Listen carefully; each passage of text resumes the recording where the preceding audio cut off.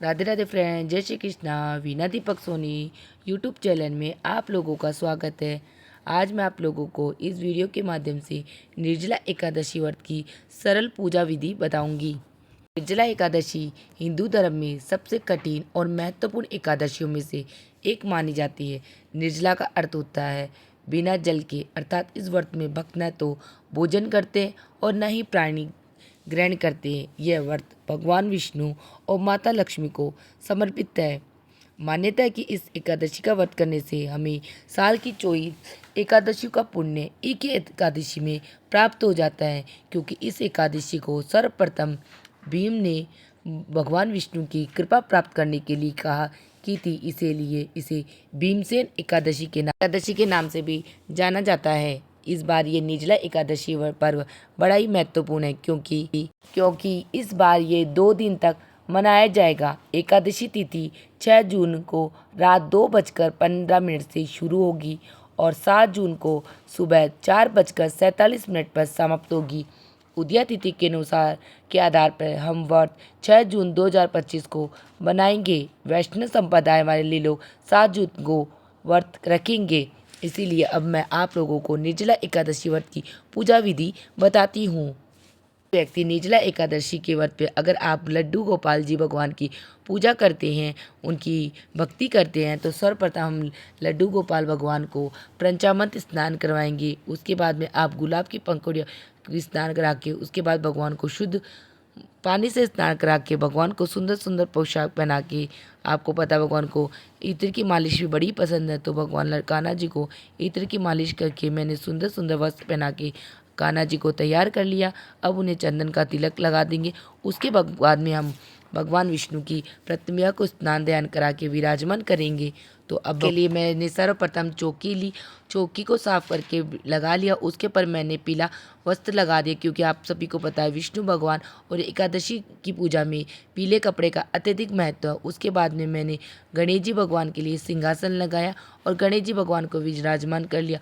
उसके बाद में फूलों का सिंहासन मैंने विष्णु भगवान माता लक्ष्मी के लिए लगाया। उसके बाद मेरे कान्हा जी के लिए भी लगाया, क्योंकि अगर आप कान्हा जी की पूजा करते हो और आपने अलग से चौकी लगा के पूजा कर रहे हो, तो आप कान्हा जी को भी वहाँ पे विराजमान कर लेना।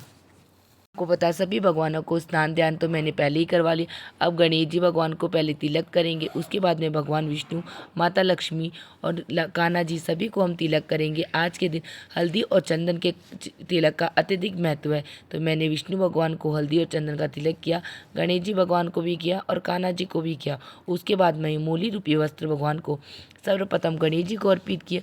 उसके बाद में भगवान विष्णु और माता लक्ष्मी को अर्पित किए। रूपी वस्त्र अर्पित करने के बाद में अब हम सर्वप्रथम भगवान की पूजा प्रारंभ करने से पहले हम घी का दिया प्रज्वलित करेंगे। तो मैंने घी का दिया प्रज्वलित कर लिया है और घी के दिए के अंदर भी मैंने थोड़े से तिल डाल दिए, क्योंकि आज के दिन तिल से एकादशी की पूजा विधि में तिल का अत्यधिक महत्व होता है। तो मैंने तिल के दिया प्रज्वलित किया। उसके बाद में भगवान विष्णु को, कान्हा जी को मैंने तुलसी दल अर्पित किया, क्योंकि आप सभी को पता है कि भगवान विष्णु की पूजा तुलसी दल के बिना संपन्न नहीं होती है। उसके बाद में मैंने भगवान गणेश जी को, लड्डू गोपाल को, भगवान विष्णु, माता लक्ष्मी को सभी को पुष्प अर्पित किए हैं। और आज के दिन अगर आपके पास पीले रंग के फूल है तो अच्छी बात है, अगर पीले रंग के फूल नहीं है तो आप किसी अन्य रंग के भी भगवान को फूल अर्पित कर सकते हैं। उसके बाद में भगवान के लिए जल चढ़ा दिया और मैंने गणेश जी भगवान को लाल पुष्प पसंद है, तो गणेश जी को लाल पुष्प भी अर्पित किया और माता लक्ष्मी को भी, आपको पता है, लाल पुष्प पसंद है, तो मैंने अर्पित कर दिए। उसके बाद में हम भगवान विष्णु और कान्हा जी को भोग लगाएंगे। तो वो भोग मैंने कान्हा जी के भोग के ऊपर मैंने तुलसी पत्र रखा है। तो आप सबको पता है गणेश जी की तुलसी पत्र नहीं चढ़ता है, तो मैंने अलग अलग भोग रखा है।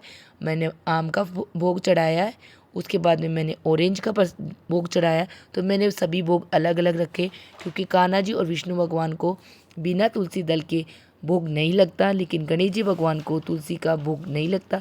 इसीलिए मैंने गणेश जी भगवान और कान्हा जी का अलग अलग भोग रखा है। और निर्जला एकादशी के व्रत में जल का दान सर्वप्रथम और सर्व पूजनीय होता है। तो इसके लिए मैंने एक कलश लिया, कलश में मैंने जल रखा है और चीनी का अत्यधिक महत्व है, तो मैंने कलश में चीनी न रख के कलश के ऊपर ही मैंने चीनी रख दी। उसके बाद में मैंने वस्त्र रखा, उसके बाद में मैंने फलों का दान कर दिया। तो यह सभी मैंने कलश, आप मिट्टी का कलश भी ले सकते हो, आप चाहे तो तांबे लोटे किसी का भी आज के दिन जल का दान अवश्य करना चाहिए। तो मैंने ले लिया। उसके बाद में मैंने भगवान को दक्षिणा स्वरूप कुछ भेंट कर दी है कि दक्षिणा भी देनी है कि भगवान कोई कमी रह गई है तो उसे पूरी करना। उसके बाद में धूप दिखा के मैंने भगवान की धूप प्रज्वलित करके भगवान को धूप दिखा दी है।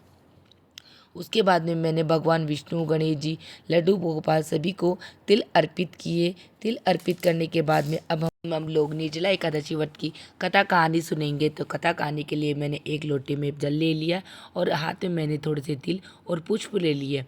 कथा कहानी सुनने के बाद में मैंने तिल तो कलश में डाल दिए कि सूर्य भगवान को अर्घ देंगे और पुष्प भगवान विष्णु को अर्पित कर दिया, क्योंकि निर्जला एकादशी व्रत की विधि में कथा कहानी का अत्यधिक महत्व है। क्योंकि कोई भी व्रत हो, वो पूजा तभी संपन्न होती है जब हम उसकी कथा कहानी सुन लेते हैं। कथा कहानी सुनने के बाद में अब हम सूर्य भगवान को अर्घ दे देंगे और जो हमने भगवान को पैसे चढ़ाए थे दान के लिए, तो वह पैसे और पानी का कलश, मैंगो, फ्रूट, चीनी, ये सभी चीज़ें हम दान कर देंगे। क्योंकि आज निर्जला एकादशी पर जल का दान सर्वपूर्ण होता है कि सभी एकादशियों में हम अन्न नहीं खा के फलाहार खाते हैं, लेकिन निर्जला एकादशी के व्रत में इसके नाम से ही पता चलना निर्जल, अर्थात व्यक्ति को जहाँ तक हो सके जल का भी त्याग करना चाहिए। उसके बाद में हम भगवान के सामने क्षमा याचना करेंगे। भगवान, हमारी पूजा में कोई कमी हो गई तो हमें हमारी कमी के लिए आप माफ़ करना।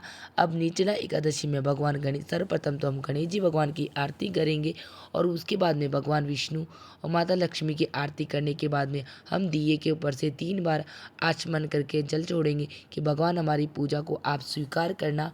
हमसे कोई गलती हो गई तो हमें उसके लिए आप माफ़ कर देना। तो आज के दिन आपको अपने मन को अत्यधिक पवित्र और शुद्ध भी रखना है, ना किसी के प्रति द्वेष भावना रखना है, क्योंकि एकादशी व्रत का पूर्ण फल हमें अच्छे भाव और निष्ठा रखने से ही प्राप्त होते हैं।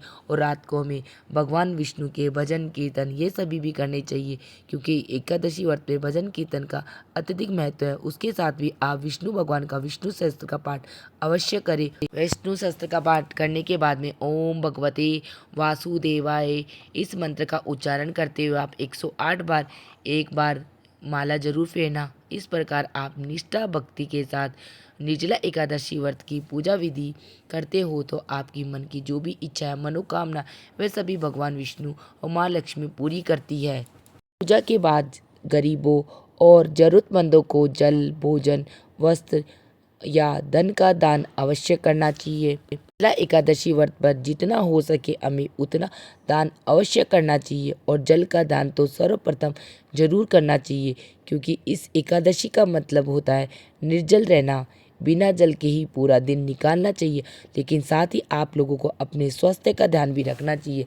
तो निर्जला एकादशी के एक दिन पूर्व है, यानी रात्रि में दशमी को ही आप लोग इतनी अच्छी मात्रा में जल ग्रहण करने और फलों को खाना, जिससे आप एकादशी को व्रत आराम से कर सको। उसके बाद में अगले दिन द्वादशी तिथि पर व्रत